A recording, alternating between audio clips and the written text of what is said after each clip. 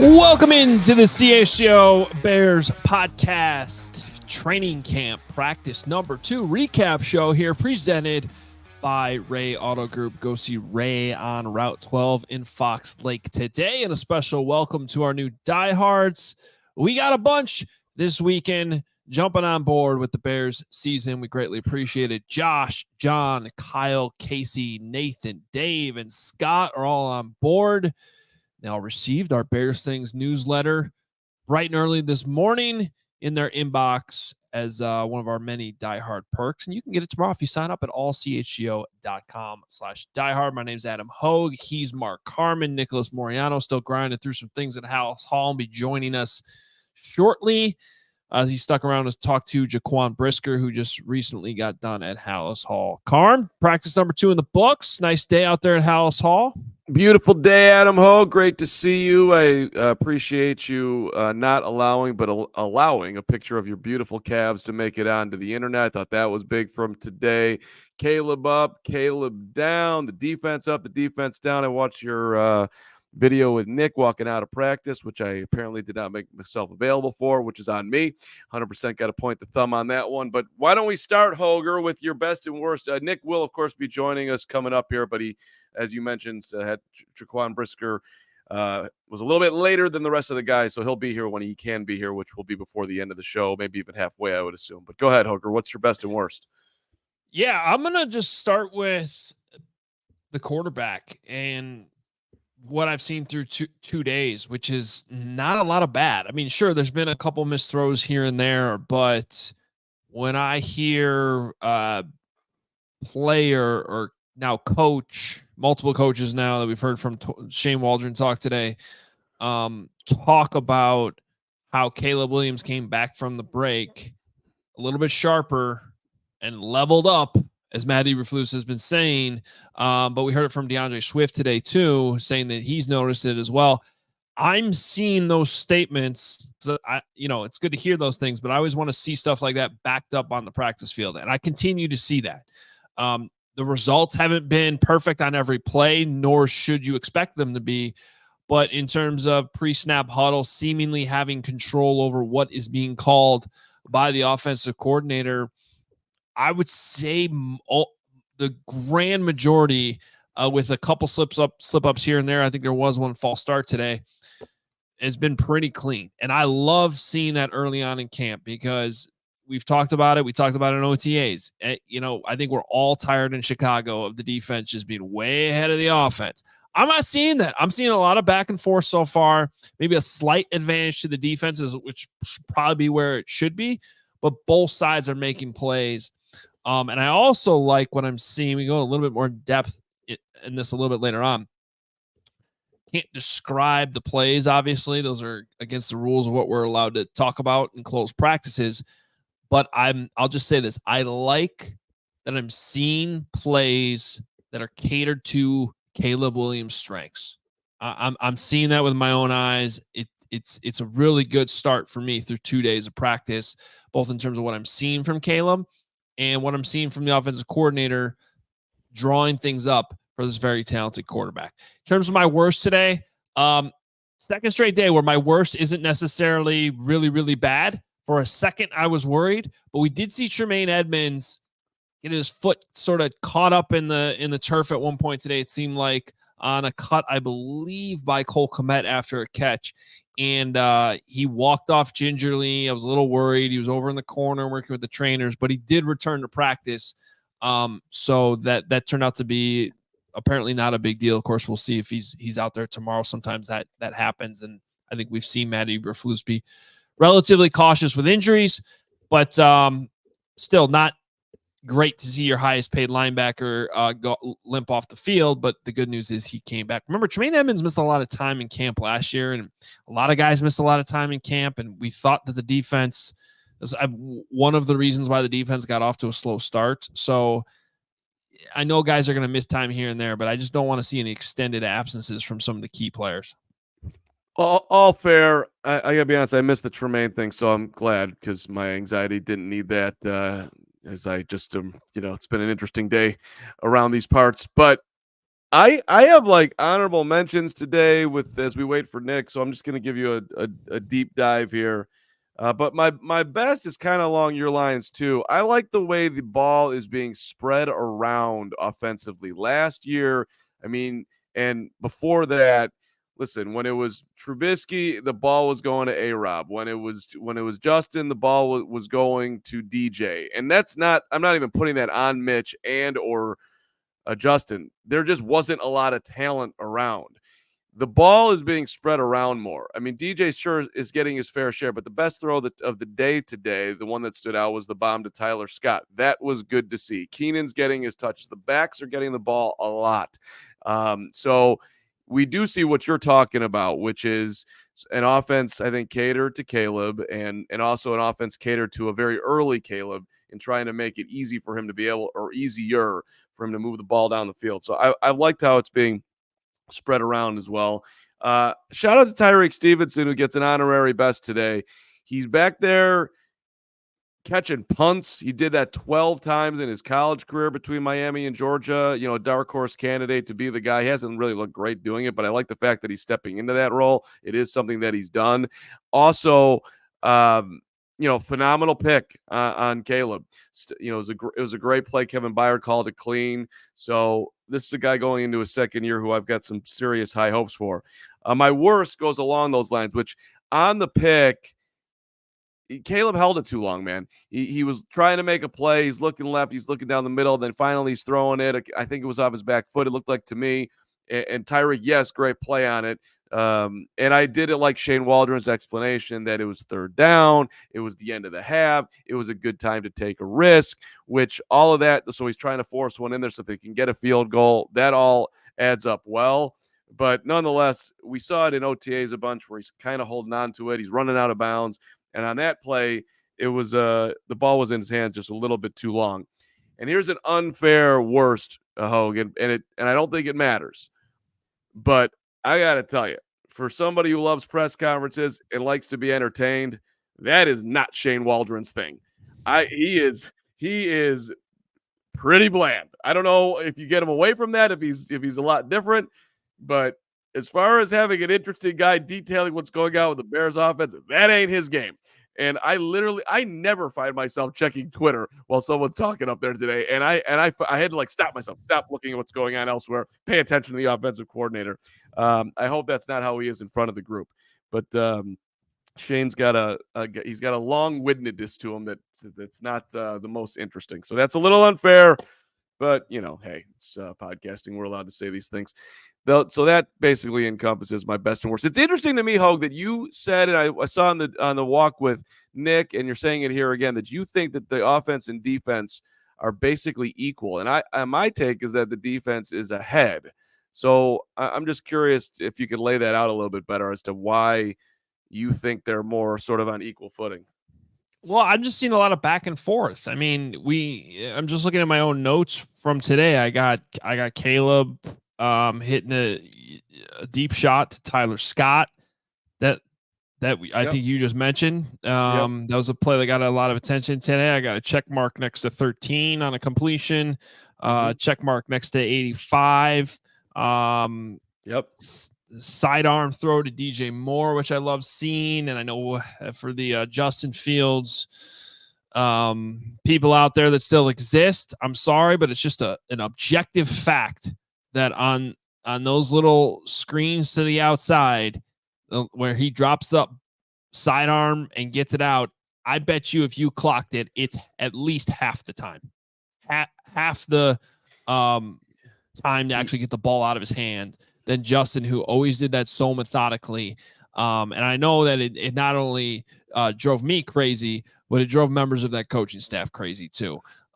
So that's just, you can go back and forth on some things if you want, but that is just an objective fact that is one area where the quickness in getting rid of the ball is, and that's where it's different than hanging on to it too long. Like you mentioned, when he's trying to go through some progressions, which I agree. I still think there can be some improvement there from Caleb, but when it's snap ball, get ball out on a quick play like that in the quick game, there's no doubt Caleb is already really good in that area. And I think we've seen a couple plays here where it's catching the Bears defense off guard. And it's a good approach as they try to sort through having successful downs against this very good Bears defense, this very talented Bears defense. So, yeah, I mean, again, here's another completion I got to Keenan Allen.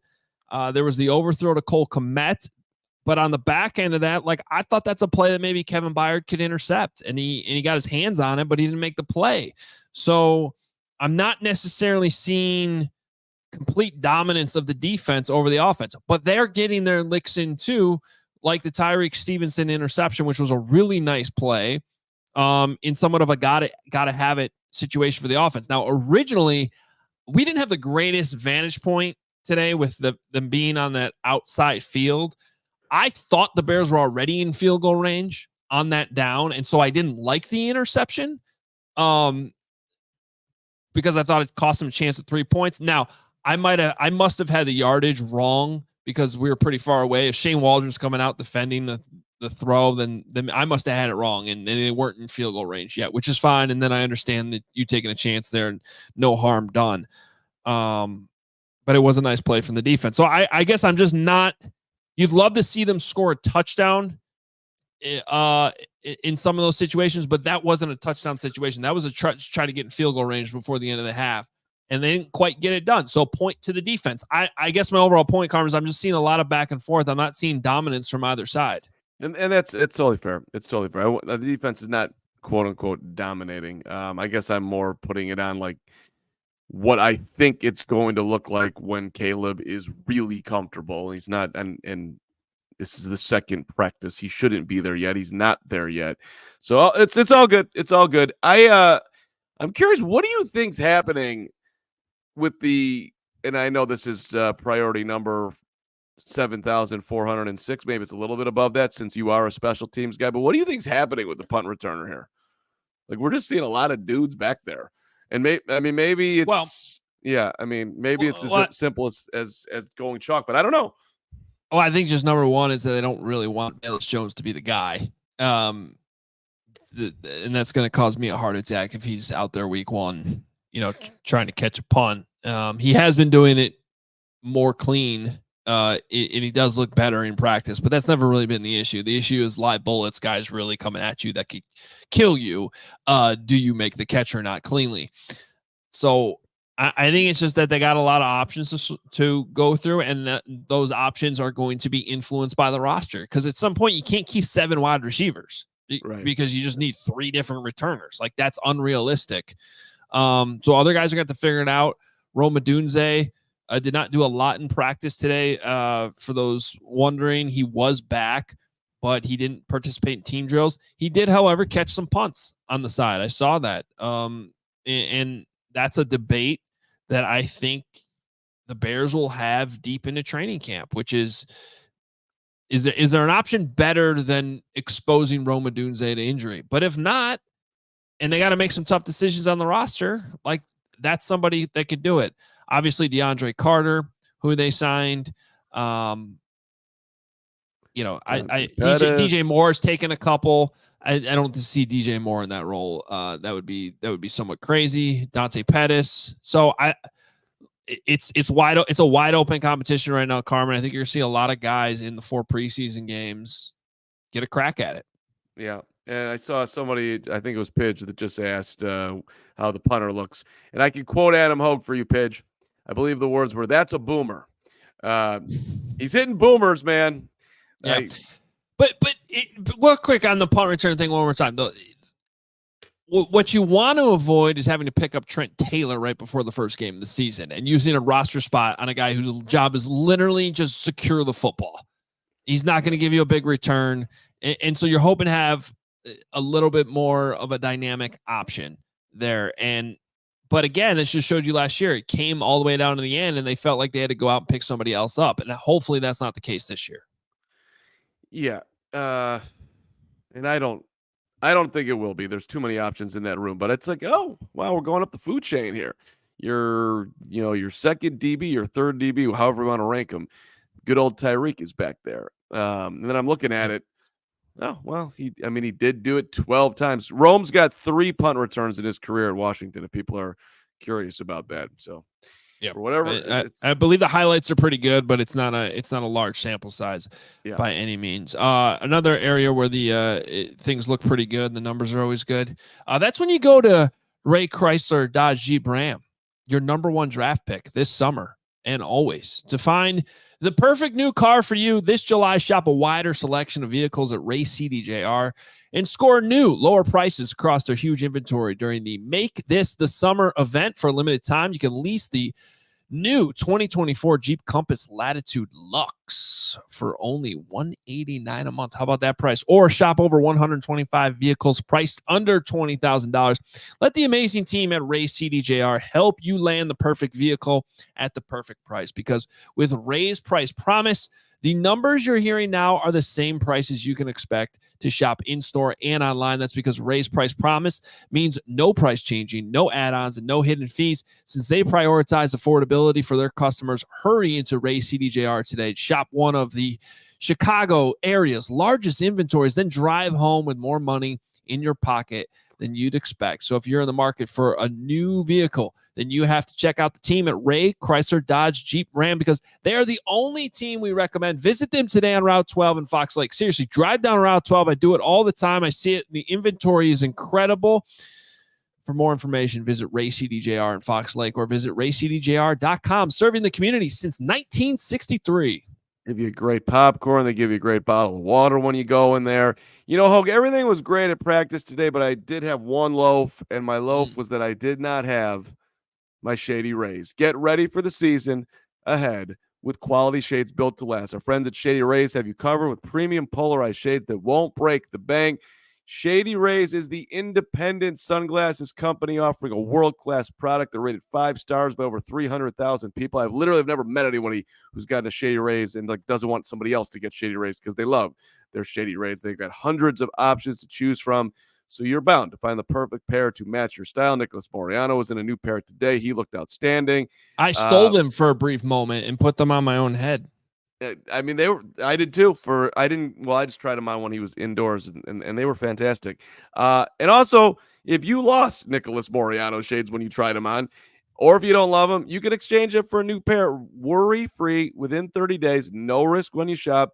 Team always has your back, and they also have the lost or broken replacements. You lose them, you break them, don't sweat it. They will get you a new pair as well. Exclusively for our listeners, Shady Rays giving out their best deal of the season. Head to shadyrays.com. Use the code CHGO. 35% off your polarized sunglasses. Try for yourself the shades rated 5 stars by over 300,000 people. Hoge, let's talk center.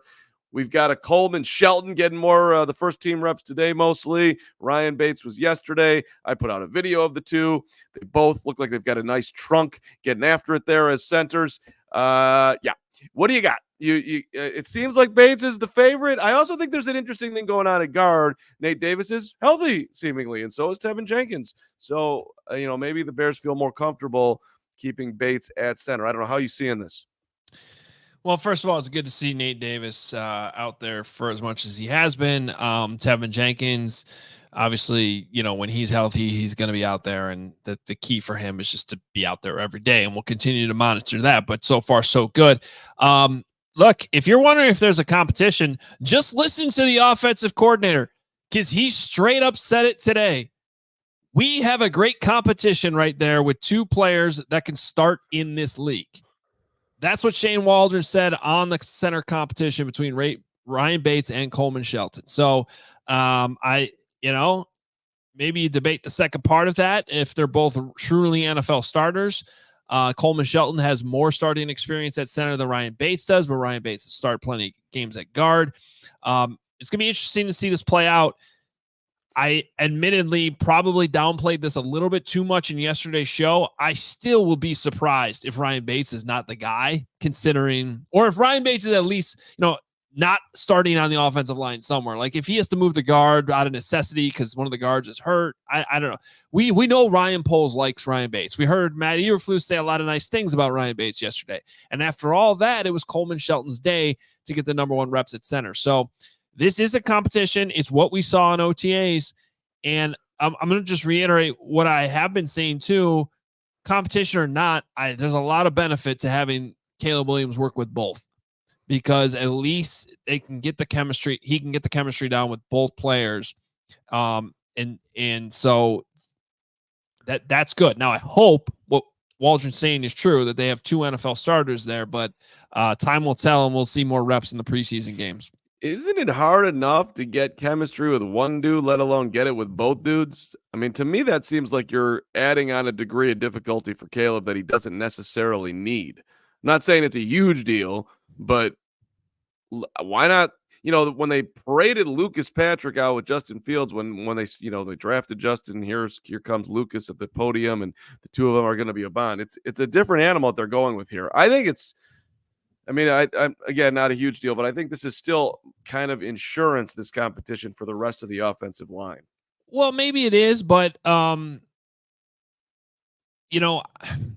don't necessarily agree with. I guess I understand where you're coming from. That like, oh, it's just now he's got to create. I just think it's better to have some chemistry with both. I was watching the Receiver Show last night on Netflix, and when Jimmy Garoppolo gets hurt for the Raiders, and Devontae Adams is kind of, struggling and unhappy, and he's over on the sideline with a towel on his head. Like Brian Hoyer, he's doing his best out there.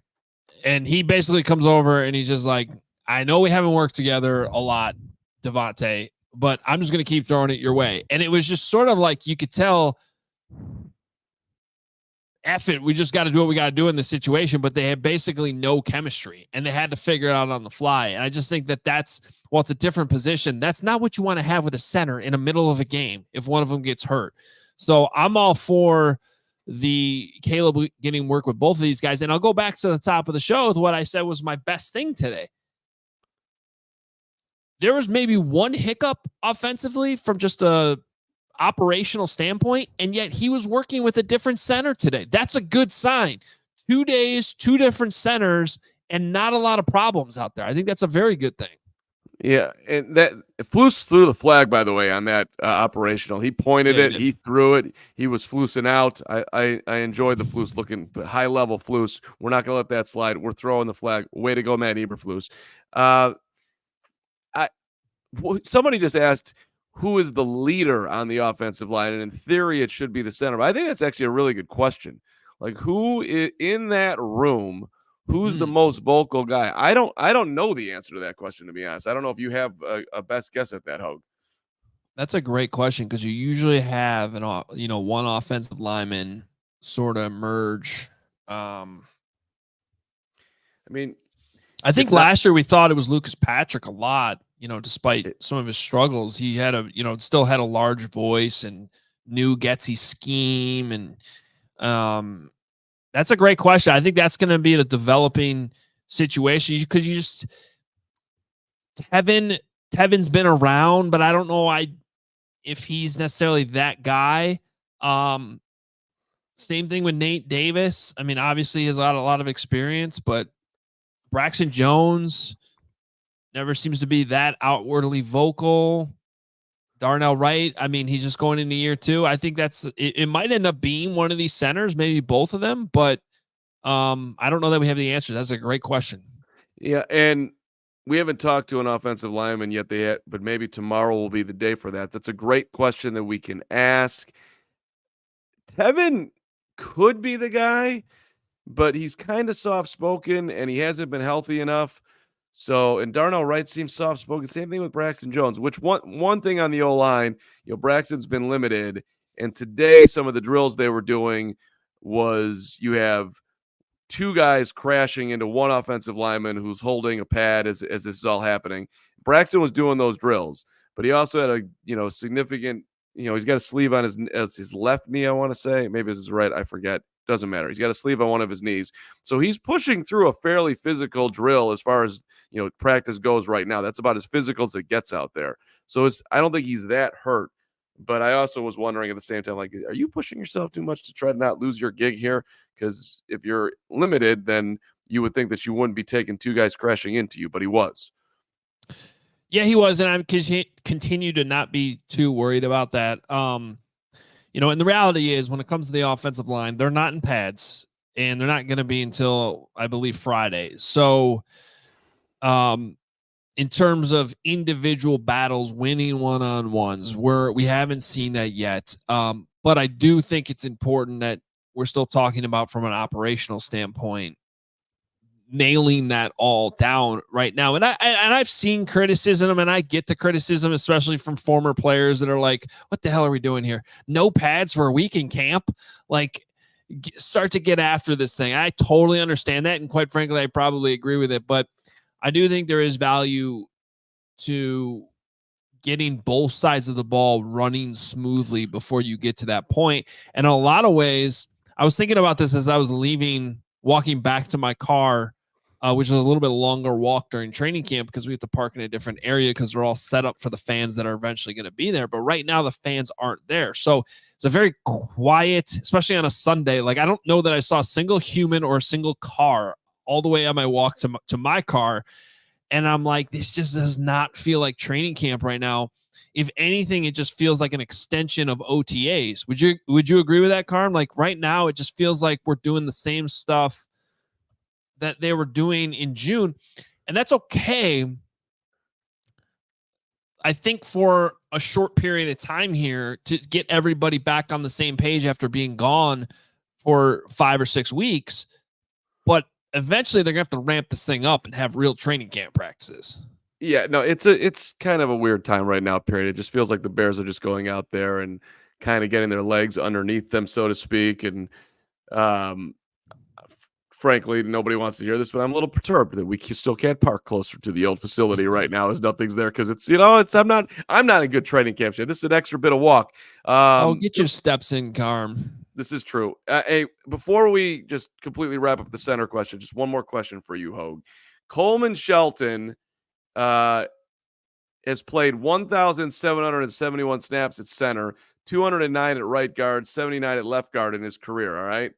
Ryan Bates has many more snaps outside, 810 at right guard, 137 at center in 2022. So, and he had 35 snaps at center last year. Do you think his versatility, and we've said over and over again that we think he's the starter, but at some point, do you think his versatility, if he is not the center, that will be the reason that they put Shelton there because Bates is more comfortable elsewhere or has more experience elsewhere? Well, I think those numbers are why we have a competition here, because right now as it stands, like, Coleman Shelton is the more experienced center. I think Ryan Bates was brought here and traded for to be the guy to be the center, but he's got to show that despite his lack of experience there, lack of reps, that he can be dependable in doing so. Now, based on what Flew said in practice yesterday, or after practice yesterday, like, he likes Ryan Bates' ability to make the calls and be vocal and all that. And I mean, I haven't seen anything to this point that makes that a worrisome proposition. So I think we're just gonna have to see them battle this out. But I think the reason why it is a competition is because Shelton does have more experience, even though he's probably penciled in right now as the backup. Yeah, and my deep analysis of this, by the way, the video that I took, which is out at the Carman on Twitter, they both fired off the ball well today. So I can't tell who's ahead here, Hoge. They both look good to me. It's impossible to tell. We do need preseason games. Thank you very much. Pads. I mean, yes. That's what I get back to. Like, right now, all I'm evaluating is the operational stuff. As long as I'm not seeing a ton of false starts, a lot of confusion with the quarterback, which we saw some of that early. I mean, that disastrous OTA practice that we all broke down back in May. I mean, that was part of the problem. And unfortunately, to this point, like, that was really the only time we've seen that pile up. We've seen small instances here and there. You're rarely ever going to go through a practice completely clean from that regard, but it hasn't piled up. So I think that box is being checked right now by both of the center options. Let's see what they look like when they have to block some people, though, because right now, I'll tell you what, Javon Dexter looks pretty damn good. Andrew Billings is really big. So what's it going to look like when those centers got to block those giant defensive linemen in front of them? Javon Dexter is one large dude who, let's go. I mean, Montez Sweat saying yesterday he's ready to pop. Let's hope that's true. Something else that's ready to pop is our friends at Sunnyside. They are awesome, and they are your home for judgment-free cannabis shopping. a place where all kinds of visitors are welcome to explore and discover and purchase a wide array of high-quality products, 100 strains to choose from, easy online ordering and in-store pickup as well. Whatever you want to do, it is Illinois' favorite dispensary. Locations all around the state, including in the city, Wrigleyville, River North, suburbs, Champaign, South Beloit. You can find a Sunnyside by you. And if you're a pro, once again, they've got you covered with those 100 strains on the menu. New ones added weekly. They're always raising the bar. Here for the summer is good news. Tea Time Disposable Vape. That's right, a little golf feel for you. It's bringing the classic lemonade flavor that is perfect for any golf course because all we need is a little, you want to get a little loose when you're staying on the green. Head to sunnyside.shop. Use that code HICHGO at checkout, and you get 35% off your favorite brands like the Cresco, like the Good News, and a whole lot more to elevate your first purchase. Sunnyside Cannabis Dispensary, bright buys every day, only for 21 and over or Illinois medical card holders. And after years of fine print contracts and getting ripped off by overpriced wireless providers, if we've learned anything, it's that there's always a catch. So when I heard that for a limited time, all Mint Mobile wireless plans are just $15 a month when you purchase a 3-month plan, of course, I was wondering, what's the catch? But after talking to them, it all made sense. There isn't one. Mint Mobile's secret sauce is that they sell wireless service online. They don't have retail stores or salespeople. Instead, they deliver premium phone plans directly to you. So say goodbye to your overpriced wireless plans, jaw-dropping monthly bills, and unexpected overages. Mint Mobile is here to rescue you with premium wireless plans starting at $15 a month. All plans come with high-speed data and unlimited talk and text delivered on the nation's largest 5G network. You can use your own phone with any Mint Mobile plan and bring your own phone number along with all of your existing contacts. Ditch overpriced wireless with Mint Mobile's limited time deal and get 3 months of premium wireless service for $15 a month.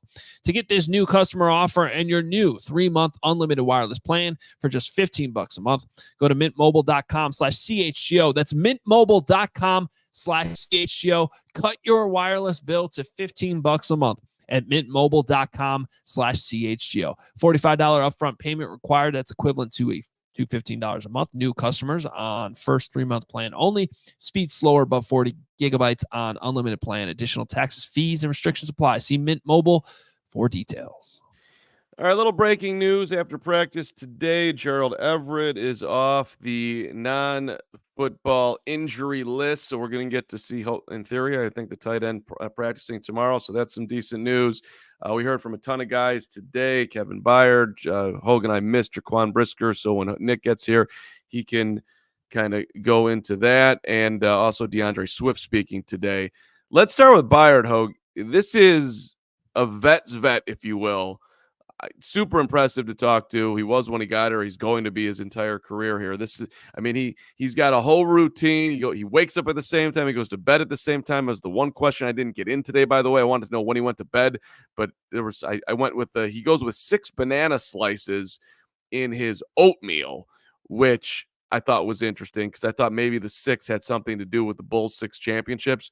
But and I asked that's him why about you asked that follow-up. That's why I asked the follow-up on why 6, and he's like, just a good number for cutting bananas. So but that see, was bad job by me. I felt like the follow-up questions on the food were getting a little out of hand, so I didn't jump in. However, when I got back to my cubicle, I was like, wait a minute. He's going 6 banana slices. Does that mean he's still going with the full banana, just cutting it into 6 pieces? Or if he's going 6 of the smaller slices, which is what you would normally do in your oatmeal, where's the other half of the banana going? Yeah. So I the way he said it, I think he cuts the banana in 6. He likes a big hearty chunk of banana, which is big for a safety in the NFL. This dude likes a hearty banana bite. Well, it just made me feel terrible about my breakfast choices as much as I try to wake up and tell myself I'm going to, go with some Greek yogurt and some granola and fruit in there, a similar deal. I usually just end up eating like the oat bite thing they sell at Costco and then getting in my car and driving over to the practice field. It's a bad job. Yeah, eggs are good in the morning. A nice scrambled egg is what I would recommend. But this is actually the toughest time of the year for me diet wise because every day after training camp they provide lunch, and it's a nasty processed meat that probably gives you cancer. Then they throw in a Dorito, which is aggressive on the downside, and then there's like a bad cookie that's been sitting in a package for 13 years. It's really not good for you. And Well, you are just turning into old man media guy complaining about. I'm not complaining. Yeah, you are. Maybe I am. It's not. I just like Wiederer. I went veggie wrap today. It was a solid choice. That was the best. Yeah, I should have waited for the veggie wrap. I went ham and bacon, just full.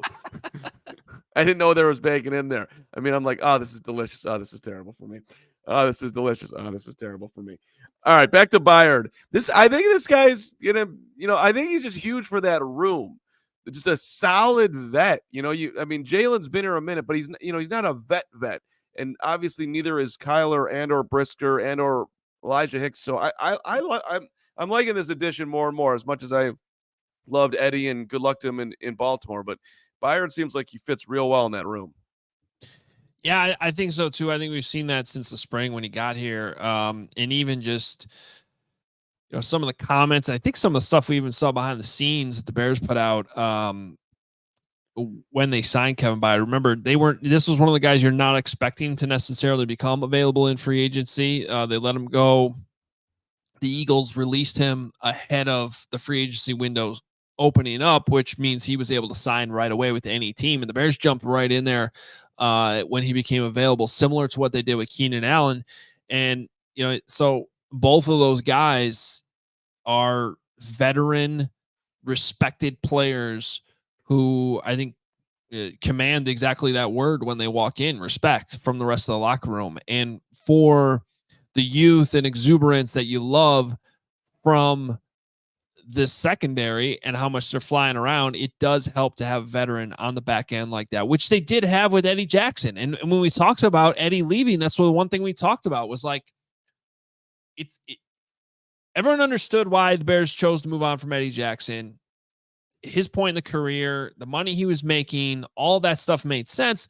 But that being said, it was, how are you going to replace his veteran presence for a guy who's been in this organization for a long time, knows the defense and all that? Because it looked like until Kevin Byard became available with the safety market, you're looking at maybe drafting a rookie. And then that would have made it just even that much younger. So I think that Kevin Byard was a great signing. When he talks, Carman, I don't know about you, but I'm immediately, you said what you said about Shane Waldron earlier. This is the opposite. It's the opposite. It's when Kevin Byard's talking, you're listening 100%. And he's kind of like Cole Kmet for me when Cole Kmet's up there. Like, he's thoughtful in his answers.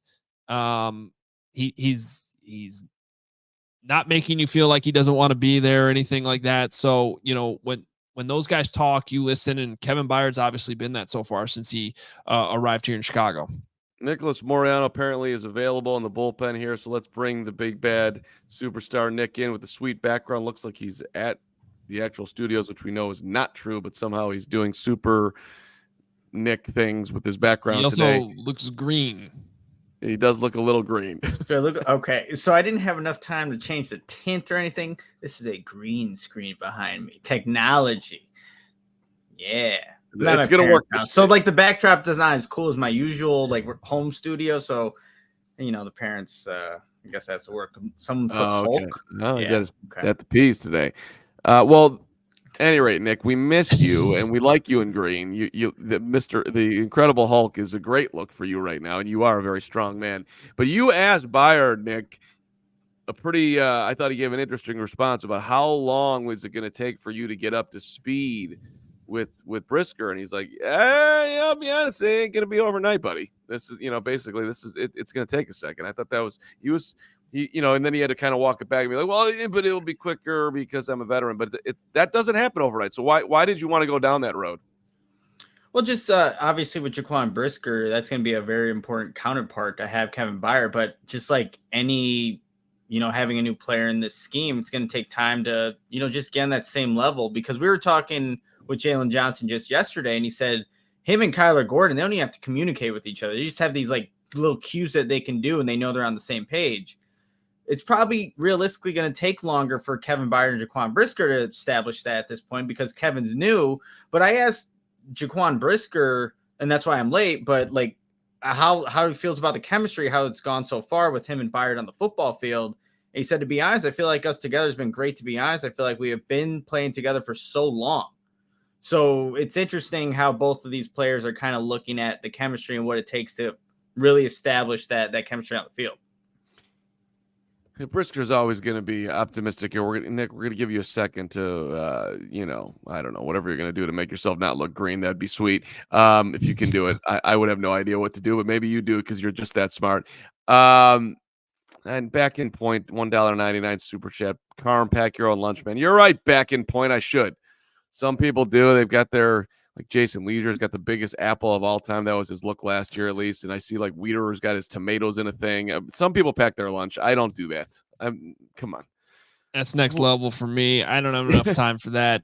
Yeah. Jason Leisure, he is like an apple a day kind of guy. He gets like this huge ass apple from, I think it's got to be some farmer's market somewhere. That's what it feels like. Or maybe it's not, could be a Whole Foods situation there. But here, look, back to the chemistry thing, Hoge.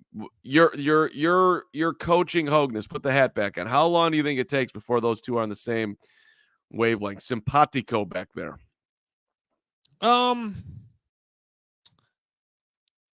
Yeah, I mean, I think it'd be unrealistic to think that it's they're on the same page when the season starts. You need live games, you need live bullets, you need to actually play off each other a little bit. But I'm not that worried about it. Like I just, it doesn't seem like it's a problem. It seems like they get along just fine, and they've already been working on this stuff for a while. So, yeah, I would be a little bit shocked if we're seeing like major problems in the secondary where there's a communication breakdown. I mean, it's going to happen, but I think that they'll be relatively fine early on in the season. Yeah, fair enough. Nick's back, by the way, for those in the audio space, and he looks so much better, and it's perfect timing. As a in my high school football uniform, I did not know that was. That's adorable. Wow. So this is over my skis, and Jonathan Odd in a $5 super chat. You know I love you guys, but I'm disappointed the CHGO crew didn't know more about Metallica during yesterday's pod. It's sad but true. Fair enough. We let you down. I think I'm going to let you down right now about Brisker called the Bears defense or the Bears secondary the Avengers. Yeah, I don't know what that is. So you guys can what does that mean? God, you old man. No, I'm just kidding. Mark, the Avengers, Captain America. I mean, like the Iron Man, the assembly Avengers. No. I've heard of them, but I don't know what that means. Who the hell's Captain America? I don't care. Who's the other? What other bozos did you just mention? Iron Man. Iron Man. I mean, you have Hawkeye. You have Black Widow. Thor. What are we? Thor? 6 years old? Come on, man. I want to hear. I'm not even a comic book guy, and I've seen like at least the first run of movies of like 20 or whatever that ran through all the way to Avengers Endgame. Like I've seen all of those.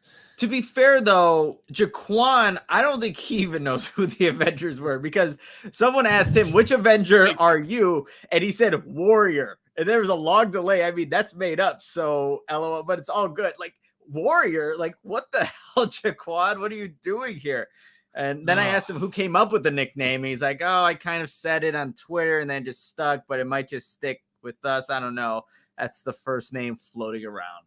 All right, Steven's putting up the top grossing movies of all time on the screen right now. We have Avengers Endgame coming in at number 2. We have Avengers Infinity War coming in at number 6. So good. Spider-Man's on there. That counts as part of the whatever they call it now. It's just a run of endless movies. And then Avengers, the original Avengers was like at number 10. And we're talking about like other blockbusters like Avatar, which I still don't understand why Avatar sucks. Why is that always number 1? Yeah, it was okay. Yeah, it was all right. They all suck. It's not. This is look. I was disgusted that you had never heard of Twister, which apparently you might watch tonight, and I hope you do. This, I don't even know how to explain this. Like, you not knowing what the Avengers are. What's the equivalent? It's I'm not going to go this far, but it's pretty damn close. Like, it's up there with not ever knowing what Star Wars is. All right, let me tell you. On my trip to now, first of all, I know what Star Wars is, and I love Star Wars because you know what Star Wars was. It was great. It was an actual real thing. You had real stories. Wait, what do you mean real? What do you mean real? What was real about Star Wars? Han Solo trying to bang the princess was real. That is real life right there. The hot girl and the dude and getting denied. That's real stuff right there. And there's good and there's evil, and that was real. The Avengers, Carm brought it right back to sex. Of course he did. Yes. What was great about Star Wars? Han Solo trying to bang the princess. Yeah, it was teaching lessons to the youth of America. I got that lesson real early. I'll never get the hot girl. It was fantastic. I learned a lot. And it was scary, and it was cool. And what's his name? Yoda. That dude taught us something about this, being present and believing in yourself, and not, just trusting the Force, which I'm trying to do right now with this hot take. So yes, the Avengers. Listen, and Bridger doesn't even know what he's talking about, which is totally cool. I'm just, It's funny. I didn't realize the follow-up because we weren't there that he said warrior. I looked at him dude, what are you saying right now? Just name anybody but warrior. I mean, I tried to, and admittedly, here comes a bad take. I tried on my trip to London to watch. This is your bad take. Okay. This one's bad. We're ready for it. Yeah. Because I do think there is value here. But I tried to watch Harry Potter on the plane, and I just couldn't do it. It was so bad. I couldn't. But that's different. Like, I'm not a Harry Potter guy either. How is that different? Same thing. I know what Harry Potter is not the same. You need to watch it. You go watch Avengers. In fact, watch that before you watch Twister, please. No. Twister is way ahead of the Avengers on my likelihood of viewing. It's number 1 on Max right now. I'm going to do it. But okay. Thank you. Sorry. The Avengers. Nick, what else stood out for Brisker? Anything? Trying to, put me on the spot here. Let me go back through his transcript real quick. He was also asked about Gervon Dexter and the questions around him and having to take that next step, and what everybody else has said about Gervon and how he's kind of prepared himself for his training camp. He just called him a workhorse and how he's changed his body, changed man. He's hey, he's a married man, so he's locked up for life. So locked in for life in terms of getting ready and also in his personal life. But I think that it's not just the defensive linemen that are recognizing the body change, and I wouldn't call it a demeanor change from Gervon Dexter because I think he's even had that as a rookie, but they see how locked in he is. And again, he's going to be an important part of this Bears defense if they want to take that next step. You wrote about it, Mark, after your first takeaway from camp. So I think that's going to be that's something that also Gervon was asked about in his press conference. I'm so distracted right now. I need to ask the chat, which Avenger is Carm? I don't know what we should say. So yeah, I'm thinking Ant-Man. We got to go Ant-Man, Paul Rudd's character. Blake's comment, I think Carm was watching Star Wars, is very funny.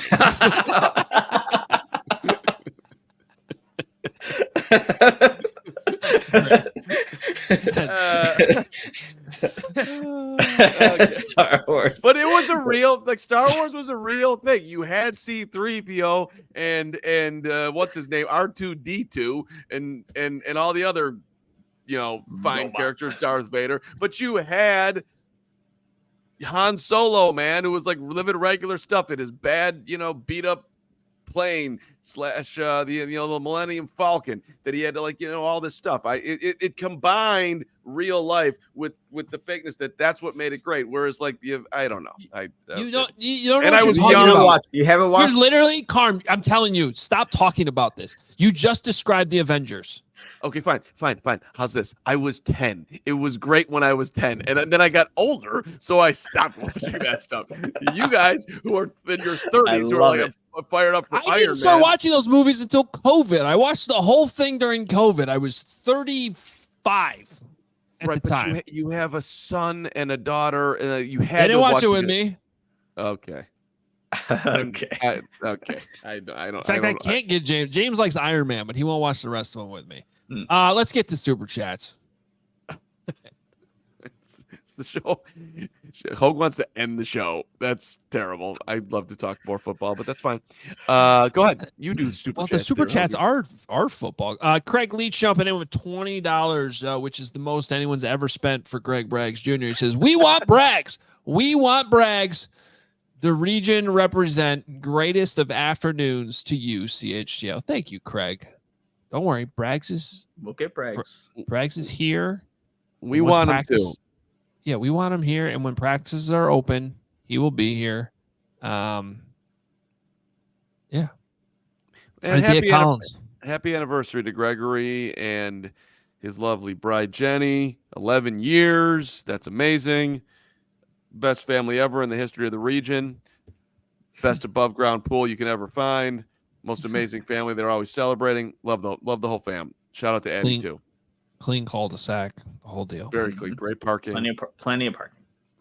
Isaiah Collins, $199. Wisdom of the Bullfrog is coming Wednesday. Let's go, Isaiah. Hey, I'll share this He's tip. leveling up. He's leveling up. Yeah, share this tip, Hoge. This is big. If you have Spotify Premium, it's actually available for free to listen to. The audiobook version is, if you are, it's free with Spotify Premium. So there you go. I started listening. I'm 3 chapters in. I wrote about it in my newsletter today. If you're a diehard, you can go check that out because I found it. I immediately listening to the first couple chapters was like, yep, this is a Ryan Poles thing here. Wow, so, Nick. Good for you. I got to catch up. Wisdom of the Bullfrog. Let's need some wisdom of the Bullfrog. On the Avengers. I do. Yeah. I do. You can't surge trust, Carm. Chapter 2. Oh. It's big. Deep. Yeah. Okay. Craig Leach also come in with $20. Full ham, full bacon, Carm. Hey, Leach, I was in there, buddy. I enjoyed every crispy taste of that bacon alongside the juicy ham, wherever they get these fine meals. Shout out to Cullen, by the way, of Bears PR, one of their new interns, who literally had to carry up, 50 bags of lunches for everybody today. Those guys deserve love for putting in work behind the scenes, damn it. I was wondering who had to do that. Now I know. Good job by Cullen. Back in point, $4.99. Can't believe Carm boiled Star Wars down to a bad porn script. Wasn't it great? I can believe that. I definitely can. Yeah, that's what you think about it. Yeah. You almost had incest with Luke and Princess Leia, and then they realized that they were family, and then Leia, got after Harrison, and apparently, perhaps actually in real life, did get after Harrison, which is amazing. Good job by Carrie Fisher. I would have, that's an excellent choice. Way to go. Seth Crane, $5. Carm, how much do you want to? How much for you to watch Iron Man 1 through 3 and all the Avengers movies? How many Avengers movies are there, Nick? I'll give you an actual price here, Seth. Is it 3 or is it 2? And then the Avengers, Civil War. Oh, Civil War. I forgot about some. So 3 or 4, and then Iron Man. Was it 3? $50 a movie, whatever it is. So 1 through 3 is $150. If there's 4 more of them, you get me to 300, Seth. I'll do it. Just pay for his Disney Plus and watch it. 5 plus 3 is 8 movies. If you have $400, $50 a movie. That's crazy. It's a lot of time, man. Yeah, it's a lot of time. I get well spent. Yeah, thank you for the correction. You're right, because Civil War was a Captain America movie, but they were all in it, so it felt like Avengers. Yeah, that one felt like an Avengers movie. Yeah, 5 Avengers movies. The last 2 are part 1 and 2. Oh, that's right. Yeah. because you had Infinity War and then Endgame, right? I don't know. I watched them all though. I promised, and I enjoyed them. And Carm will too if he actually watches them. I mean, all those movies better than Star Wars. Yep, said it. Said it. I should have had Alejandro de Jesus as my advisor / agent on this. Those movies are like 4 hours. I'm working for minimum wage here, Crane. Some of them are really long. I'm not gonna lie. I think Endgame took me a couple days to watch. Sounds horrible. Just you know what, this seems perfect for the theme of this show being Carm's whatever. I'm gonna do what you did yesterday. I'm gonna bring something to the air, from off air to on air. But in our in-house Slack that we use to communicate, if one were to go back through the last 24 hours of messages exchanged by the entire CHGO Bears team, I mean, you get your messages from myself, from Nick, a lot of pictures from Nick, videos edited by Steven after Nick sends them in. You get Emma from Social chiming in. You get Kevin Cada. You get Greg Braggs Jr., of course, who's still involved, even though it's his anniversary yesterday. All 24 hours. If you were to go back and look at the one message from @thecarm, your guy, what do you think it was? I hope Steven has it. There it is. Yes, that's fantastic. Instead of watching the Avengers last night, I was watching The Last Dance for like the third time, and there was the scene where they're going in. I'm like, I think I'm in here, and then bam, there I was. If you put it back up, right side, young Carm, just dying to touch Michael Jordan. Like you can see, I literally just want to reach out and touch him and tell him how much I love him. That's what, and I thought you guys would want to see that, so I put it in the last. I mean, it's cool, no doubt, it's cool, but it was just funny as hell what Hoge was pointing out. Like, look at the one message from Carm in the last 24 hours, and it's you. A picture of The Last Dance. Not a single thumbs up emoji. Not anything. Not acknowledgement of any single message. It's just.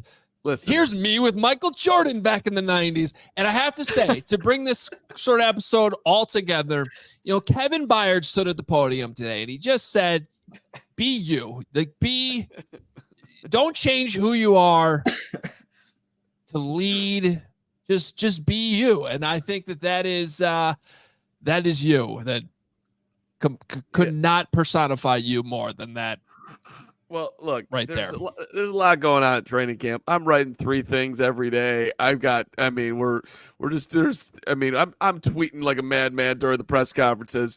This is a lot of, this is just a lot on the shoulders right now. And that Slack channel, if I was to sit there and engage all day with that, and plus, my guys in the Discord, we had a great conversation. I don't think I could, I don't know if I can handle all that. So I'm pacing myself, but maybe I'll get in there, Hoger.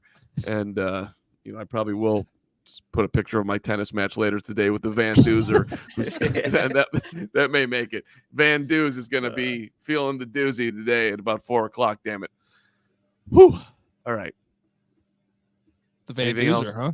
Yeah, the Van Doos. He's trouble. Okay. Dude's. I'm getting worked by everybody right now, and which yeah. I'm going to be missing the show on Tuesday, team, as I try out to be a U.S. Open ball boy.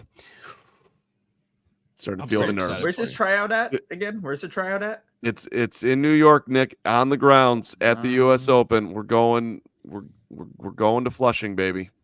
I think actually playing today is a bad choice. So I'm probably going to come out of this sore. Hopefully, unless I just lose quick. Considering this is like the dream of your life, I'm surprised that you are doing any physical activity. I shouldn't play today, but I'm going to lightly. I'll just lose quick. That's the plan. Isn't that what you normally do? That's what I've been doing. Very consistent. All right. Fun show today.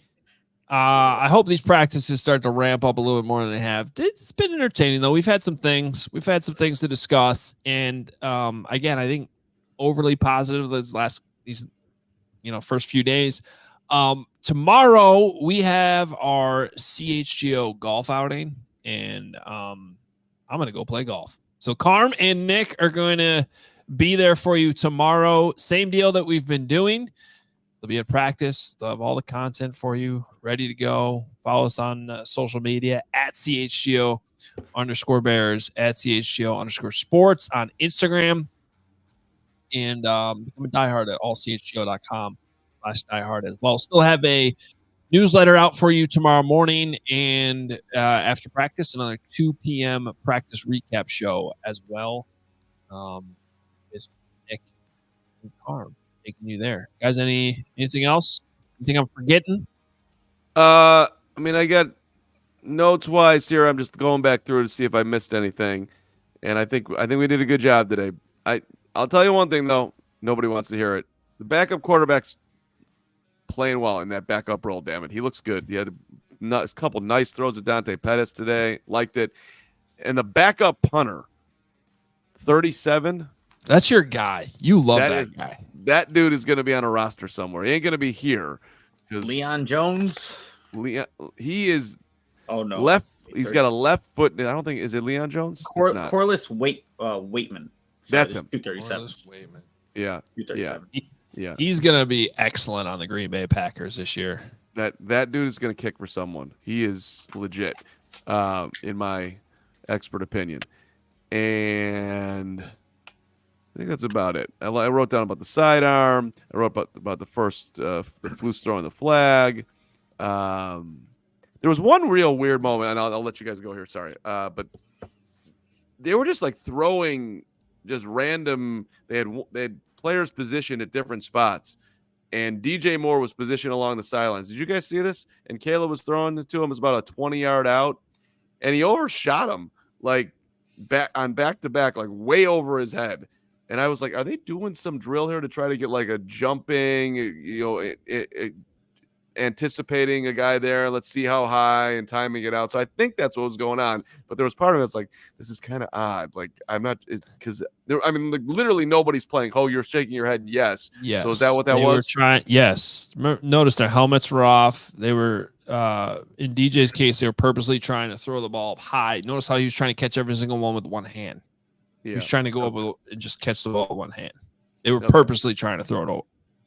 Yeah, now, I do think they were throwing a little high because they weren't giving him a chance to catch it, but it wasn't like a normal throw that you were expecting a completion.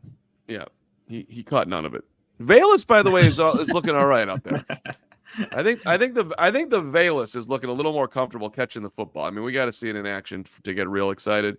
But he had a couple balls from Bajan today, and he was open on another one where Bajan should have thrown it to him, and he went elsewhere, and it was an incomplete pass. So I'll back you up. Just one last thing from me, you guys. I'll have my notes and takeaways from this practice. So you'll get like a play-by-play 7-on-7s, a team drill. So look out for that in the next, 45 minutes or so. Awesome. All the content up, allchgo.com. Become a diehard today. You get a free t-shirt when you do, 20% off all merch and events, and access to our Discord. A lot of fun things going on in the Discord every day, too, now that we're back together for training camp. Yes, Carm? No, I was just going to say, someone's asking when the show is tomorrow. 2 o'clock.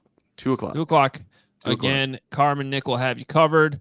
If you're coming out to the golf outing tomorrow, I will see you there. Looking forward to that. And finally, one last super chat. Jonathan Otten coming in, $5. Carmen says Jordan voice, so you better read it.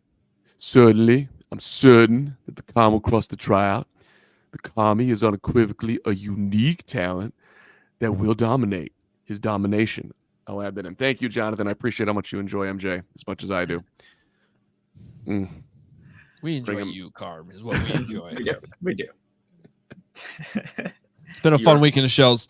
Back tomorrow, too. Talk to you then. We all silly like the mayor.